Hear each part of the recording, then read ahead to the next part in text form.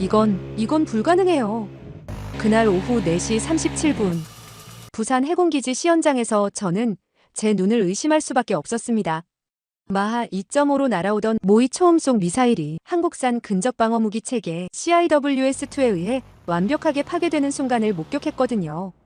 25년간 미 국방부에서 쌓아온 모든 상식이 산산조각나는 순간이었습니다. 안녕하세요.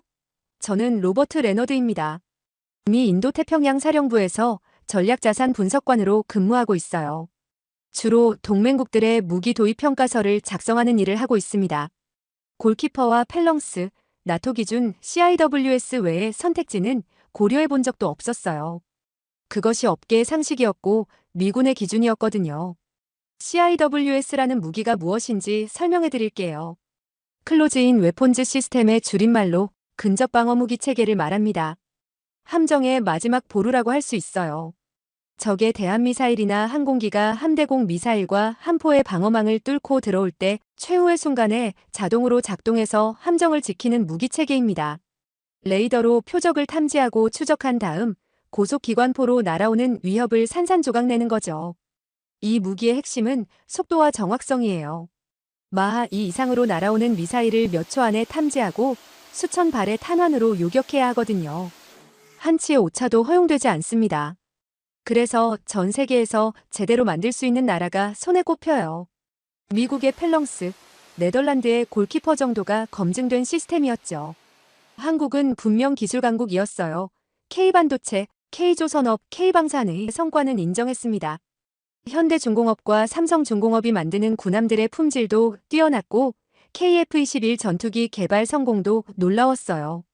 하지만 전략 무기 분야, 특히 CIWS 같은 극한 기술이 필요한 분야에서는 여전히 기술 수입국이라고 생각했습니다. 펠렁스는 20mm M61 기관포를 사용해요. 분당 4,500발을 쏘아낼 수 있고 사거리는 약 1.5km입니다.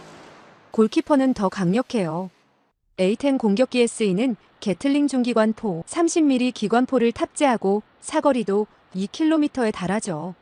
이런 무기들이 40년 가까이 전 세계 해군의 신뢰를 받아온 이유가 있었거든요. 특히 함정 방어용 CIWS는 육상 무기와 차원이 달라요. 바다 위에서 흔들리는 함정 위에서 작동해야 하고 염분과 습기가 많은 해상 환경을 견뎌야 하거든요. 게다가 적의 전자전 공격을 받아도 정상적으로 작동해야 하고 유지 보수도 최소화해야 합니다. 이런 복잡한 요구 조건들을 모두 만족하는 CIWS를 만드는 것은 정말 어려운 일이에요. 그래서 이번 부산행도 큰 기대 없이 떠났습니다. 한국이 만든 CIWS-2라는 무기 시스템이 과연 얼마나 기존 서방 무기들과 비교될 수 있을지 의문스러웠거든요. 아마도 기존 무기들을 참고해서 만든 개량형 정도일 거라고 생각했어요. 동료들과의 저녁 식사 자리에서도 그런 이야기를 나누곤 했습니다. 한국 방산업체들이 요즘 부쩍 자신감을 보이더군요. K9 자주포는 이미 글로벌 베스트셀러가 됐죠. 그래도 CIWS는 차원이 다르지 않을까요? 이런 대화가 오갔어요. 실제로 CIWS 개발은 극한의 기술이 필요합니다. 초음속으로 날아오는 미사일을 점 단위로 정확히 맞춰야 하거든요. 레이더 추적, 사격 통제, 탄도 계산이 완벽하게 일치해야 하고 모든 것이 자동으로 이루어져야 해요. 인간의 반응 속도로는 따라갈 수 없는 영역이거든요. 미국의 펠렁스 개발에는 10년 이상이 걸렸고 네덜란드의 골키퍼도 마찬가지였어요. 이런 축적된 기술과 경험을 한국이 단번에 따라잡을 수 있을까요? 솔직히 회의적이었습니다. 아무리 기술력이 뛰어나다고 해도 경험의 깊이는 하루아침에 쌓이지 않거든요. 부산에 도착한 첫날 밤 호텔방에서 내일 시연될 CIWS-2의 기본 재원을 다시 훑어보았어요. 30mm 기관포, A4 레이더, 분당 4,200발의 발사속도, 동시 추적 표적 수백 개, 마하 3.0까지 대응 가능. 수치상으로는 나쁘지 않았습니다. 하지만 수치가 전부는 아니에요. 실제 작전 환경에서 얼마나 안정적으로 작동할지, 극한 상황에서도 신뢰성을 유지할 수 있을지가 관건이었거든요. 특히 전자전 환경에서의 생존성, 다목적 동시 대응 능력, 그리고 무엇보다 명중률이 중요했습니다. 제가 지금까지 평가해본 무기들 중에서 재원과 실제 성능이 일치한 경우는 드물었어요. 특히 신생 무기일수록 그 격차가 컸죠. 한국의 CIWS2도 비슷할 거라고 예상했습니다. 그날 밤 저는 미처 알지 못했어요. 내일 제 눈앞에서 벌어질 일이. 지난 25년간 제가 쌓아온 모든 고정관념을 산산조각낼 것이라는 사실을 말이에요. 한국이 조용히 하지만 치밀하게 준비해온 기술적 도약이 얼마나 놀라운 수준인지, 그리고 제가 얼마나 오만했는지를 깨닫게 될 순간이 다가오고 있었습니다. 분당 4200발 30mm 구경. A사 레이더. 모든 것이 종이 위의 숫자에 불과했어요. 진짜 시험은 내일이었습니다. 그리고 그 시험 결과는 저뿐만 아니라 전 세계 CIWS 시장 판도를 완전히 바꿔놓을 것이었습니다. 2025년 3월 15일 오전 9시 부산 해군기지의 봄바람이 따뜻했습니다. 하지만 제 마음은 차가웠어요. 솔직히 말씀드리면 이번 시연회는 제가 원해서 온 게 아니었거든요. 상부에서 한국의 신형 CIWS를 평가하라는 지시가 떨어진 거였습니다. 입구에서 출입증을 받으며 주변을 둘러보았어요. 한국 해군 장성들, 방위사업청 관계자들, 그리고 저처럼 각국에서 온 군 관계자들이 보였습니다. 미군 태평양함대에서 온 윌슨 준장도 눈에 띄었고, 일본 해상자위대의 다나카 대령도 와 있더라고요. 생각보다 규모가 큰 행사였습니다. LIG넥스원 관계자가 저희를 안내했어요. 30대 중반으로 보이는 젊은 엔지니어였는데 영어도 유창하고 기술적 설명도 정확했습니다. 하지만 저는 여전히 회의적이었어요. 아무리 설명을 잘해도 실제 성능이 따라줘야 하는 법이니까요.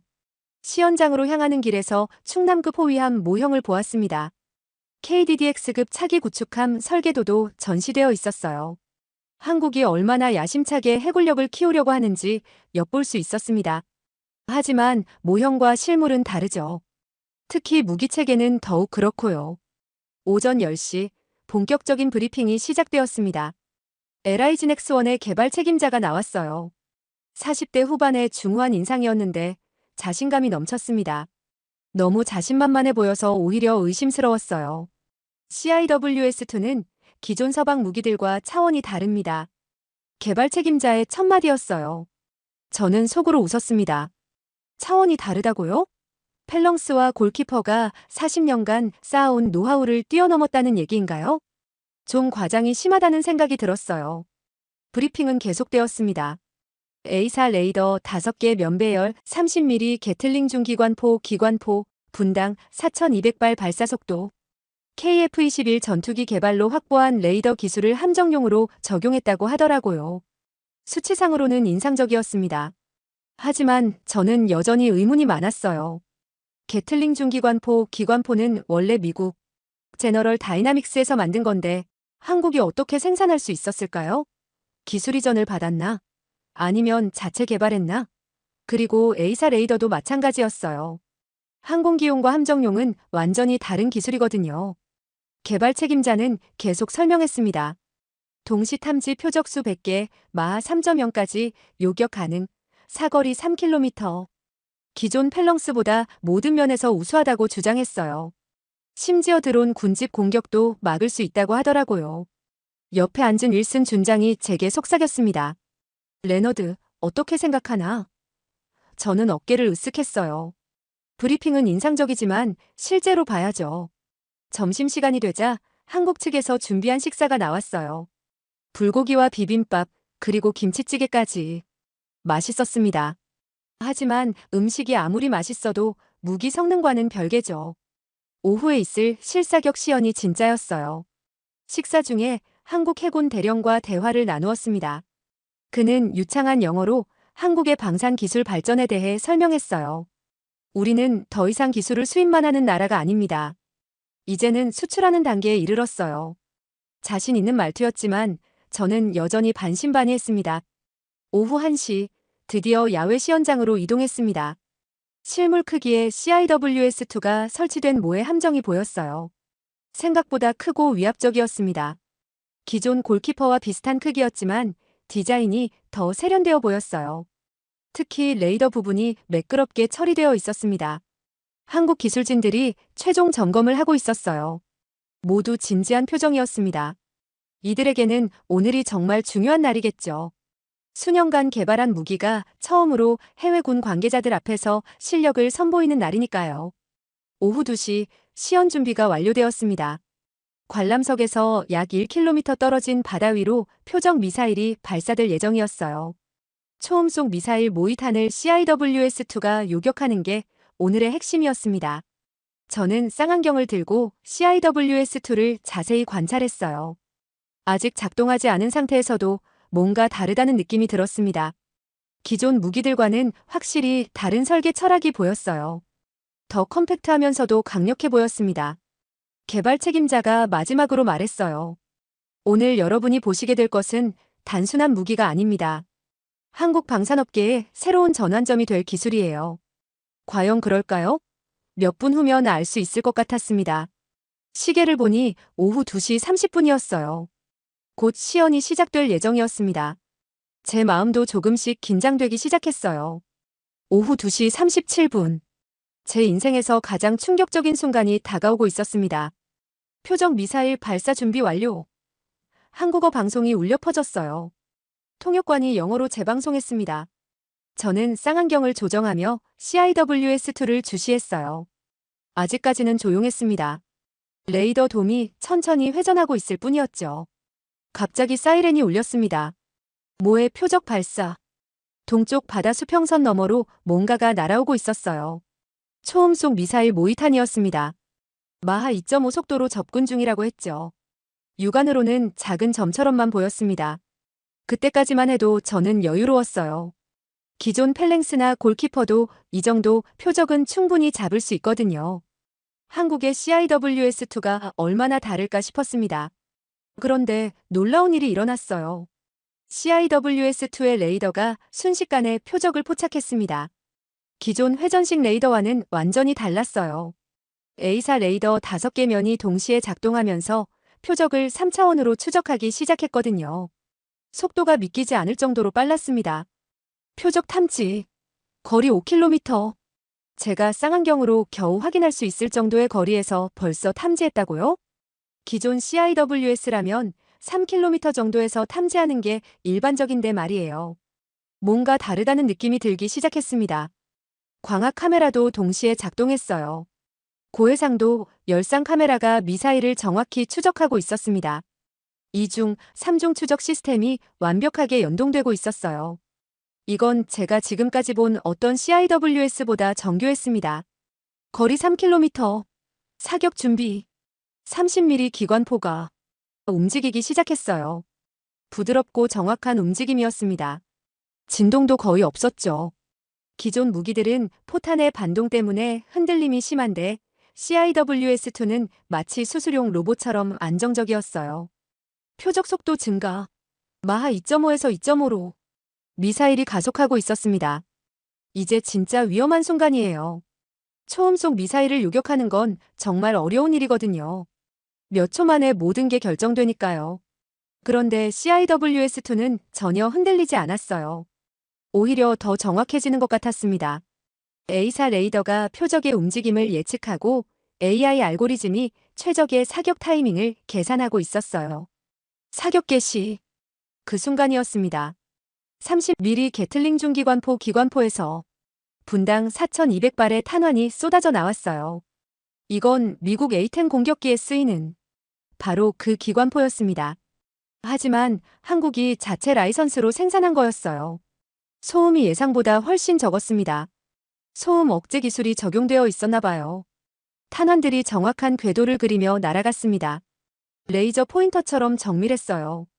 이건 정말 놀라운 광경이었습니다. 마치 SF 영화를 보는 것 같았거든요. 그리고 그 다음 순간 저는 제 눈을 의심했습니다. 초음속 미사일이 완벽하게 파괴되었거든요. 공중에서 산산조각이 나면서 화염구가 생겼어요. 정확히 함정으로부터 1.5km 떨어진 지점이었습니다. 기존 CIWS라면 500m 정도에서 요격하는 게 일반적인데 2배나 먼 거리에서 성공한 거예요. 표적 파괴 확인. 관람석에서 박수가 터져 나왔습니다. 하지만 저는 박수를 칠 수가 없었어요. 너무 충격적이었거든요.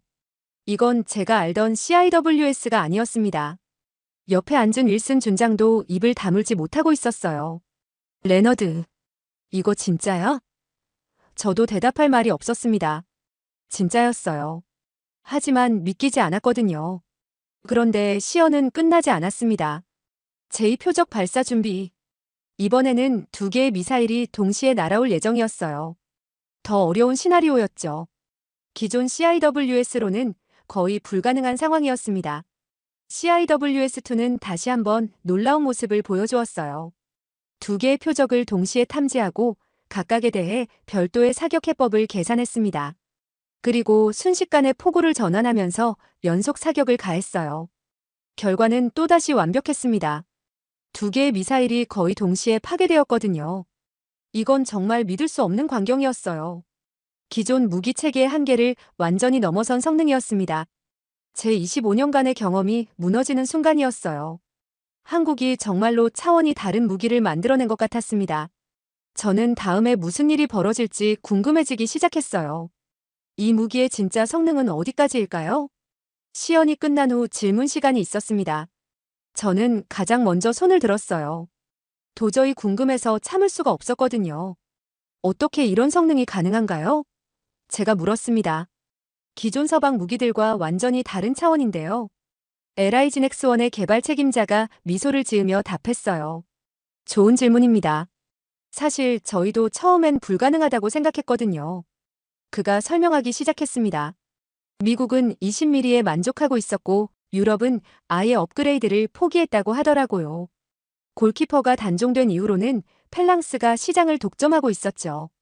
그런데 한국은 다른 길을 택했던 거예요. 우리는 30mm 게틀링 중기관포 기관포를 자체 라이선스 생산하기로 결정했습니다. 이 말을 듣고 저는 깜짝 놀랐어요. 게틀링 중기관포는 A-10 공격기에 쓰이는 그 유명한 기관포잖아요. 미국에서도 생산을 중단할 예정인 무기인데 한국이 어떻게 라이선스를 얻었을까요? 개발 책임자가 계속 설명했습니다. 제너럴 다이나믹스에서 게틀링 중기관포 생산 라인을 정리하려고 했는데 저희가 기술 이전을 제안했어요. 물론 엄청난 비용이 들었지만 장기적으로는 훨씬 경제적이었죠.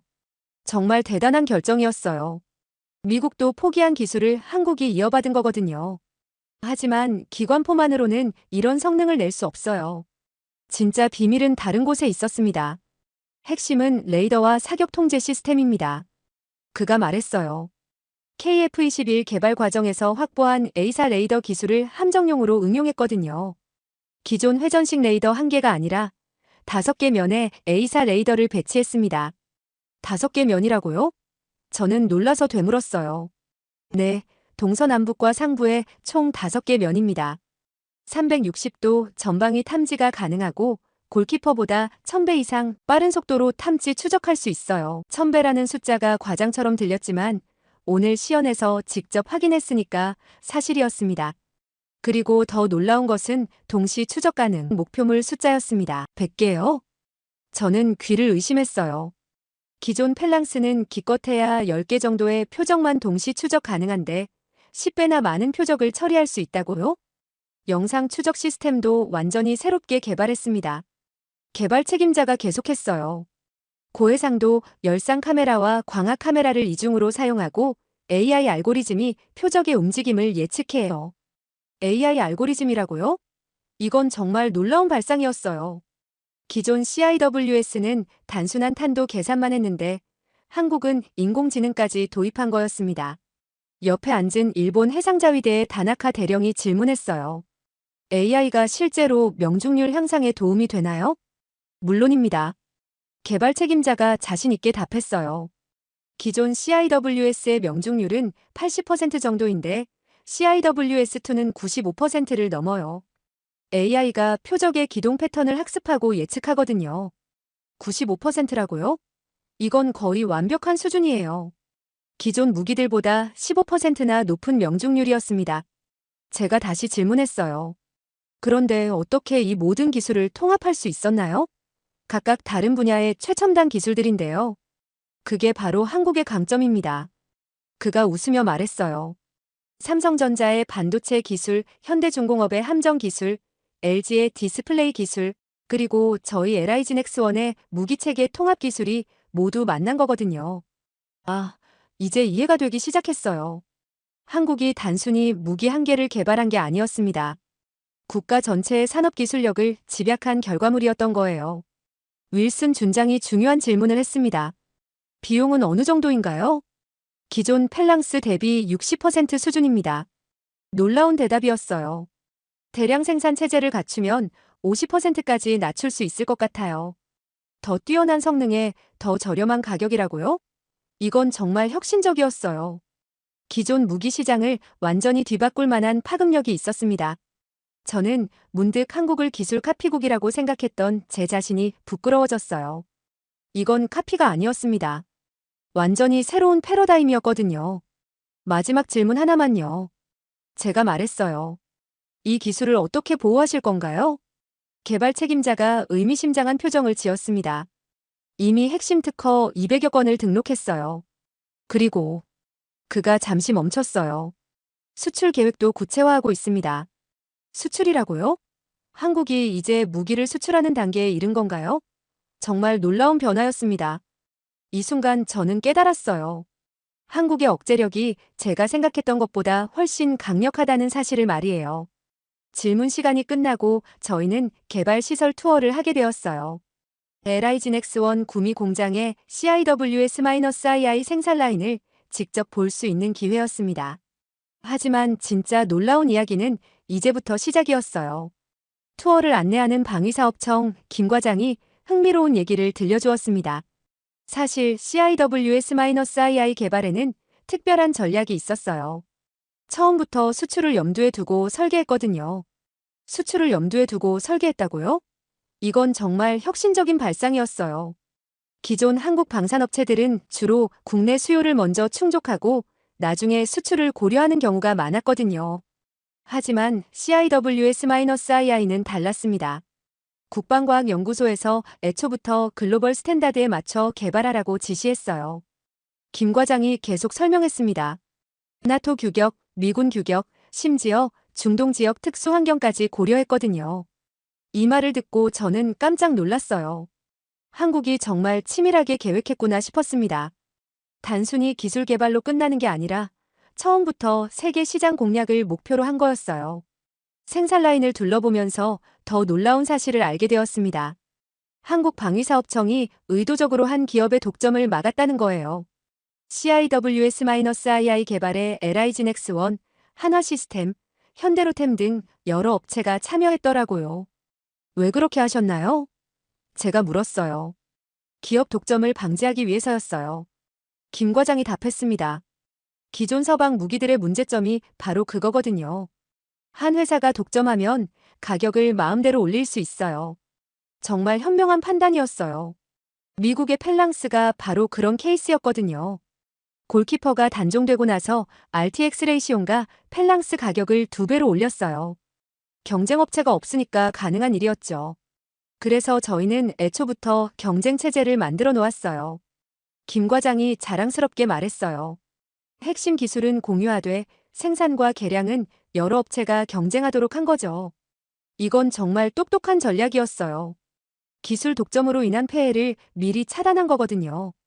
동시에 지속적인 기술 발전도 보장할 수 있었고요.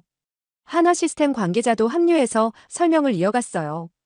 저희는 레이더 시스템을 담당했고 LIGNX1은 통합 시스템을, 현대로템은 기계적 구조를 맡았어요. 서로 경쟁하면서도 협력하는 구조죠. 협업과 경쟁의 절묘한 균형이었어요. 한국이 정말 성숙한 방산 생태계를 구축했다는 생각이 들었습니다. 그런데 가장 놀라운 건 따로 있었어요. 김 과장이 조심스럽게 말했습니다. 사실 미 해군에서도 이미 CIWS-II에 관심을 보이고 있어요. 미 해군이라고요? 제가 놀라서 되물었습니다. 네, 내부 보고서에서 CIWS-II를 위협적 대안이라고 평가했다고 하더라고요. 김 과장이 웃으며 말했어요. 물론 공식적으로는 확인해드릴 수 없지만요. 저는 속으로 인정할 수밖에 없었어요. 정말 위협적 대안이 맞았거든요. 성능도 뛰어나고 가격도 저렴한 무기가 나타났으니 기존 업체들 입장에서는 위협적일 수밖에 없겠죠. 투어 중에 흥미로운 통계를 들었어요. 전 세계 CIWS 시장 규모가 연간 30억 달러 정도인데 펠랑스가 60%를 차지하고 있다고 하더라고요. 거의 독점 상태였습니다. 하지만 이제는 다를 거예요. LIG넥스원 개발팀장이 자신있게 말했어요. CIWS-II가 상용화되면 시장 판도가 완전히 바뀔 것 같아요. 정말 그럴 것 같았어요. 더 뛰어난 성능에 더 저렴한 가격이니까 각국 해군들이 관심을 가질 수밖에 없겠죠. 특히 인상적이었던 건 한국의 장기적 비전이었어요. 단순히 CIWS만 수출하는 게 아니라 함정 전체 방어 체계를 패키지로 수출하려는 계획이었거든요. CIWS-II를 중심으로 한 통합 방어 체계를 개발하고 있어요. 한화 시스템 관계자가 설명했어요. RAM 미사일, 함포, CIWS를 모두 연동하는 시스템이죠. 이건 단순한 무기 수출을 넘어선 차원이었어요. 방어체계 전체를 수출하는 건 기술력과 시스템 통합 능력을 모두 인정받는 일이거든요. 투어를 마치고 돌아오는 길에 저는 깊은 생각에 빠졌어요. 한국이 정말 대단한 전략을 구사하고 있다는 생각이 들었습니다. 기술 개발, 독점 방지, 수출 준비까지 모든 것을 치밀하게 계획한 거였어요. 이제 한국은 더 이상 무기를 수입만 하는 나라가 아니었습니다. 당당히 수출하는 나라가 된 거예요. 그날 저녁 호텔방에서 저는 오늘 본 것들을 정리하려고 했어요. 하지만 도저히 정리가 안 되더라고요. 머릿속이 너무 복잡했거든요. 그래서 동료 윌슨 준장에게 전화를 걸었습니다. 윌슨, 오늘 본 게 정말 현실이야? 제가 물었어요. 나도 믿기지 않아. 윌슨 준장이 답했습니다. 하지만 우리 눈으로 직접 봤잖아. 마하 2.5 미사일을 1.5km에서 요격하는 건 정말 뭐야? 정말 혁명적이야, 레너드. 혁명적이라는 표현이 맞았어요. 하지만 저는 더 강한 표현을 써야 할 것 같았습니다. 이건 단순한 기술 발전이 아니었거든요. 다음 날 아침 마지막 브리핑이 있었어요. 이번에는 국방과학연구소 박사님이 나와서 CIWS-II의 전략적 의미에 대해 설명해 주셨습니다. 여러분이 어제 본 것은 단순한 무기가 아닙니다. 박사님이 말했어요. 이것은 비핵 국가가 보유할 수 있는 최고 수준의 억제력에 근접한 시스템입니다. 사실상 핵무장 수준의 억제력이라고요? 이 표현이 과장처럼 들릴 수 있지만 실제로는 그렇지 않았어요. 박사님의 설명을 들어보니 충분히 납득이 갔거든요. 기존 함정 방어 체계는 계층적이었습니다. 박사님이 그래프를 보여주며 설명했어요. 장거리에서는 함대 공미사일, 중거리에서는 함포, 근거리에서는 CIWS. 하지만 각 계층이 뚫리면 다음 계층도 위험해졌죠. 맞는 말이었어요. 기존 방어 체계는 마치 양파 껍질 같았습니다. 하나씩 벗겨지면 결국 중심부가 노출되는 구조였어요. 하지만 CIWS-II는 다릅니다. 박사님이 계속했어요. 이것 하나만으로도 완전한 방어가 가능해요. 초음속 미사일, 순항 미사일, 탄도 미사일, 심지어 드론 군집까지 모두 막을 수 있거든요. 정말 놀라운 능력이었어요. 하나의 무기 시스템으로 모든 위협을 대응할 수 있다는 건 방어 개념 자체를 바꾸는 일이었습니다. 특히 중요한 건 전방 확산탄입니다. 박사님이 강조했어요. AHEAD라고 부르는데 어드밴스드 힛 이피션시 언드 디스트럭션의 줄임말이에요. 이건 정말 혁신적인 탄약입니다. 전방 확산탄이라고요? 처음 듣는 용어였어요. 기존 CIWS는 관통탄만 사용해서 드론을 한 대씩만 잡을 수 있었어요. 하지만 전방 확산탄은 표적 전방에서 135개의 텅스텐 자탄을 방사형으로 퍼뜨려서 60m 원형 지역을 한 번에 제압합니다. 정말 놀라운 개념이었어요. 마치 공중에서 터지는 산탄총 같은 거였습니다. 윌슨 준장이 질문했어요. 그런데 정말 드론 군집도 막을 수 있나요? 요즘 가장 큰 위협 중 하나인데. 물론입니다. 박사님이 자신있게 답했어요. CIWS-II에는 전방 확산탄이 탑재됩니다.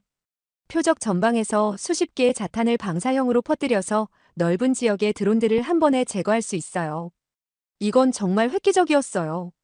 기존 CIWS는 관통탄만 사용해서 드론 하나씩만 잡을 수 있었는데 CIWS-II는 군집 드론을 한 번에 처리할 수 있었습니다. 저는 문득 궁금한 게 생겼어요. 그럼 이 무기 하나면 함정의 모든 방어가 가능하다는 말씀인가요? 이론적으로는 그렇습니다. 박사님이 답했어요. 물론 다층 방어가 더 안전하지만 CIWS-II 하나만으로도 충분한 방어력을 확보할 수 있어요. 정말 믿기지 않는 얘기였어요.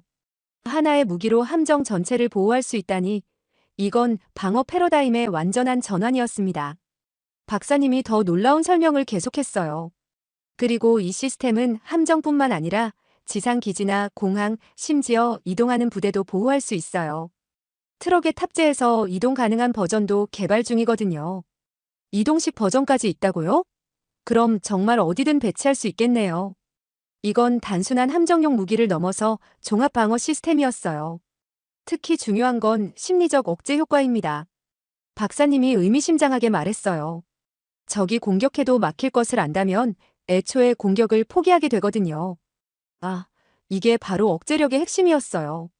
실제로 무기를 사용하지 않아도 그 존재만으로도 적의 공격 의지를 꺾을 수 있는 거였습니다. 저는 그 순간 깨달았어요. 이건 정말 무기가 아니라 전략 자체가 바뀌는 순간이었다는 걸 말이에요. 한국이 개발한 건 단순한 CIWS가 아니라 완전히 새로운 억제 패러다임이었던 거예요. 기존에는 핵무기만이 최고의 억제력이라고 생각했어요. 하지만 CIWS-II는 비핵국가도 강력한 억제력을 가질 수 있다는 것을 보여주었습니다. 브리핑이 끝나고 저는 생각에 잠겼어요. 한국이 정말 대단한 일을 해낸 것 같았습니다. 마지막 날 오후 저는 한국방위사업청의 이 국장님과 개별 면담을 할 기회가 있었어요. 그분은 20년 넘게 한국 방산업계에서 일해오신 베테랑이었습니다. CIWS-II 개발 과정을 가장 가까이에서 지켜보신 분이었죠. 레너드 분석관님, 한국의 방산 기술을 어떻게 보셨나요? 이 국장님이 물어보셨어요. 솔직히 대답했습니다. 충격적이었어요. 제가 가진 모든 선입견이 무너졌거든요. 이 국장님이 쓸쓸한 미소를 지었어요. 사실 이 순간까지 정말 오랜 시간이 걸렸습니다. 그분이 들려준 이야기는 정말 감동적이었어요. 한국이 얼마나 오래 기다려왔는지, 얼마나 많은 어려움을 겪었는지 알 수 있었거든요. 1980년대부터 한국은 골키퍼를 도입해서 사용했어요. 이 국장님이 말씀하셨어요. 당시에는 세계 최고 성능이었죠. 하지만 문제는 그 다음부터였습니다. 네덜란드 탈레스가 골키퍼 생산을 중단한 게 2000년대 초반이었대요. 그 이후로는 부품 조달도 어려워지고 유지보수 비용도 계속 올랐다고 하더라고요. 그때부터 우리는 고민하기 시작했어요. 이 국장님이 계속하셨어요. 계속 수입에 의존할 것인가 아니면 자체 개발에 나설 것인가. 결정은 쉽지 않았대요. 자체 개발에는 엄청난 비용과 시간이 필요했거든요. 실패할 위험도 컸고요. 하지만 한국은 포기하지 않았습니다. 2000년대 중반부터 본격적으로 연구를 시작했어요. 이 국장님이 설명해 주셨어요. 처음에는 기존 무기를 개량하는 수준이었지만 점점 야심이 커졌죠. 그 과정이 쉽지 않았다고 하더라고요. 수많은 시행착오를 겪었고 때로는 사업 자체가 취소될 위기도 있었대요. 하지만 한국은 꾸준히 투자를 계속했습니다. 가장 어려웠던 건 2010년대 초반이었어요. 이 국장님이 회상하셨어요. 골키퍼 유지비가 너무 비싸져서 국정감사에서 질타를 받기도 했죠. 그런데 그때 전환점이 생겼대요. 미국의 펠랑스 가격이 급등한 거였습니다. RTX가 골키퍼 단종 이후 펠랑스 가격을 2배로 올렸어요.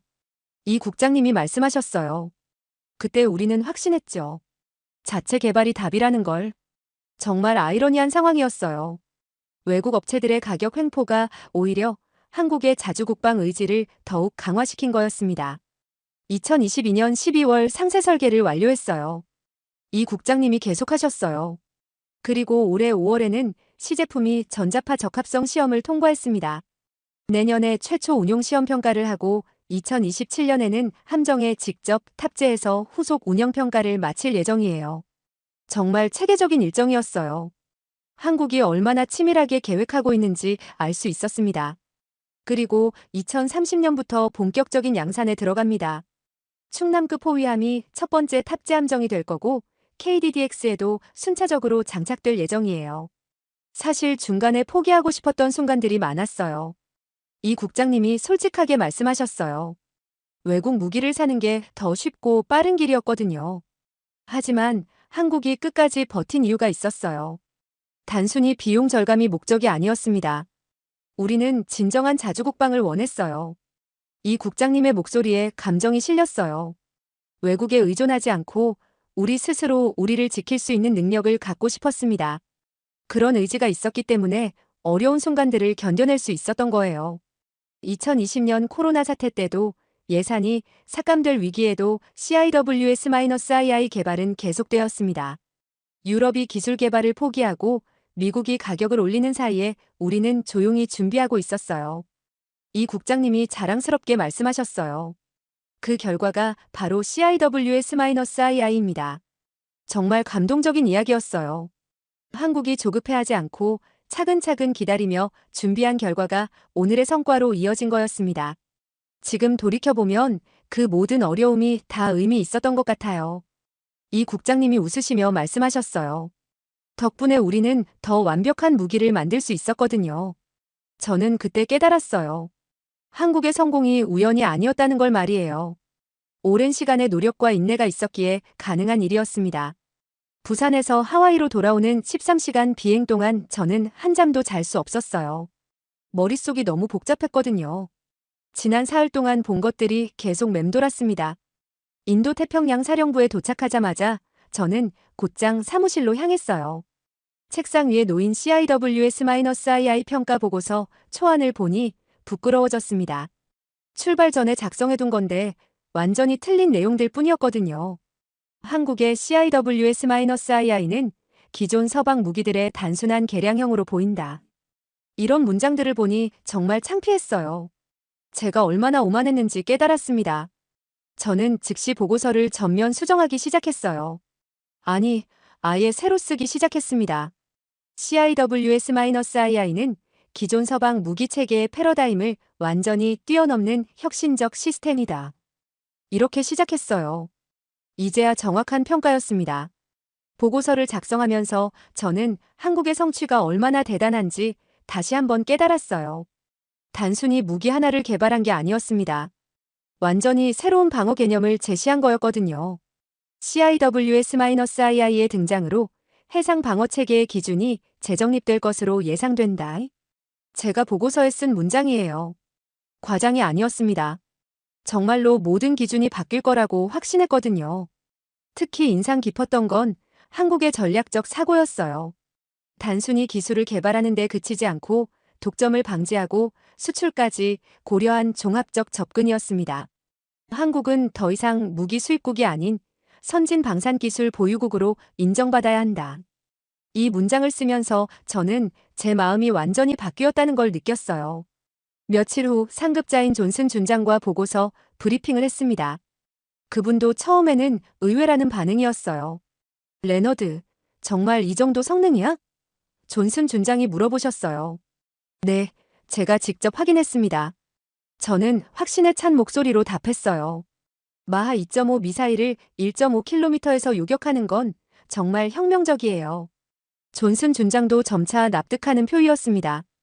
특히 동시 다목표 대응 능력과 AI 기반 예측 시스템에 대해서는 깊은 관심을 보이셨어요. 그럼 우리도 이 기술을 도입해야 하는 건가? 존슨 준장이 물어보셨어요. 검토해볼 가치가 충분합니다. 저는 솔직하게 답했어요. 성능 대비 비용도 매우 경쟁력 있거든요. 몇 주 후 제 보고서가 국방부 전체로 회람되었다고 들었어요. 한국의 CIWS-II에 대한 관심이 점점 높아지고 있다는 소식도 들려왔습니다. 그리고 더 놀라운 소식도 있었어요. 중동 지역 몇몇 국가에서 CIWS-II 도입을 검토하고 있다는 거였습니다. 특히 UAE에서는 구체적인 협상까지 진행 중이라고 하더라고요. 한국이 정말 대단한 일을 해냈네요. 동료들이 입을 모아 말했어요. 저도 동감했습니다. 한국이 조용히 하지만 확실하게 세계 방산업계의 판도를 바꿔놓았거든요. 몇 달이 지난 지금 더 놀라운 소식들이 들려오고 있어요. 한국이 해상형뿐만 아니라 지상형 CIWS-II도 개발하고 있다는 거였습니다. K-920 트랙터 차량에 탑재해서 이동 가능한 버전이었어요. 이건 정말 혁신적이었습니다. 2022년 북한 드론이 서울 상공을 침범했을 때의 교훈을 반영한 거였거든요. 수도권 방어에 최후 보루로 활용할 예정이라고 했습니다. 저는 다른 나라의 CIWS를 평가할 때마다 CIWS-II를 기준으로 비교하게 되었어요. 그만큼 강력한 인상을 남겼던 거죠. 더 이상 동맹의 예의로 한국산 무기를 언급하지 않습니다. CIWS-II는 이제 기술력, 전략적 가치, 수출 가능성, 모든 면에서 독립적인 기준이 되었거든요. 한국은 핵무기 없이도 강력한 억제력을 입증했어요. 그것도 완전히 자주적인 기술로 말이죠. 이건 정말 대단한 성취라고 생각합니다.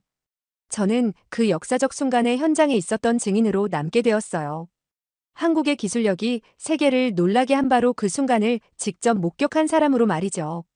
지금도 가끔 부산에서의 그 오후를 떠올립니다. 제 모든 선입견이 무너졌던 그 순간을 말이에요. 그리고 한국이라는 나라를 다시 보게 된 계기가 되었던 그 경험을 소중하게 간직하고 있습니다.